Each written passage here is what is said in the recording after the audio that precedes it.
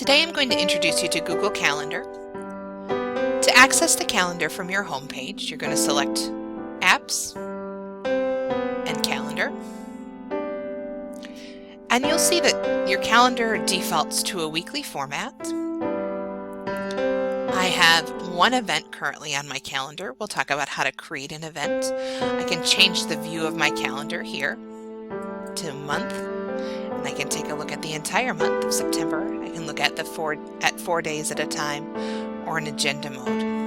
In this case, we're going to look at a week, and I will teach you to create a new event. So to add to our calendar, we'll click the Create button. In this case,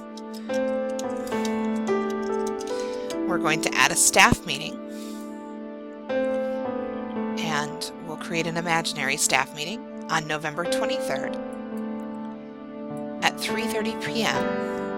It should last an hour, or maybe an hour and a half. The location will be the high school library. You'll see that actually Riverdale High School pops up, and that'll insert a map if you choose in your calendar. But in this case, we're going to use high school library as our location. A description, you could include a link to an agenda or add an attachment with an agenda. I would also include any description of what this meeting would be about if I intend to enter guests. I can choose a color code for this event, so because it's a meeting, I'm going to choose blue. The pop-up is a notification that pops up, and it also syncs with your smartphone, should you be a smartphone user, but it'll pop up 10 minutes prior to the event and remind you that the event is in fact taking place.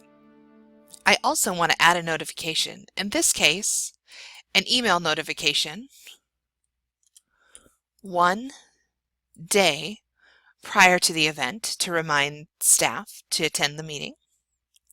So now I'm going to invite staff members to my meeting. If you're adding members that are either in your contact list in Google or in the school directory, they will automatically show up. So in this case, I'll invite this guest. I've added them to my guest list. I can also very easily remove them from my guest list by choosing this X. And as they RSVP, it will change the numbers to yes, maybe, or no. If I would like my guests to modify the event, which in this case I wouldn't, I'm going to leave that unchecked. They are allowed to invite others. It's an open staff meeting. They are also allowed to see the guest list. In addition to seeing the guest list, they'll be able to see who in fact has RSVP'd. If you prefer that they don't, do one of those things, simply uncheck them.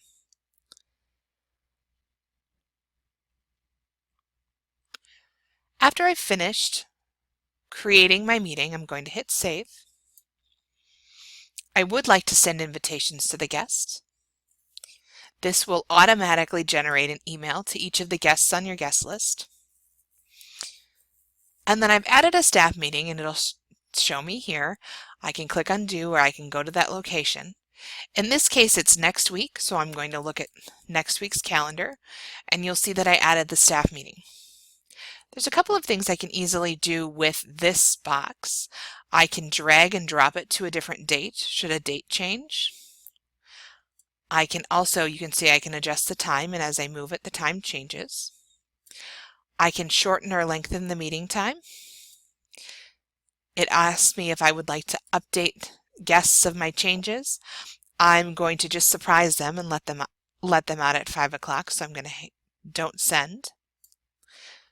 Okay. So now that I've created an event, I have a number of things I can add to the calendar.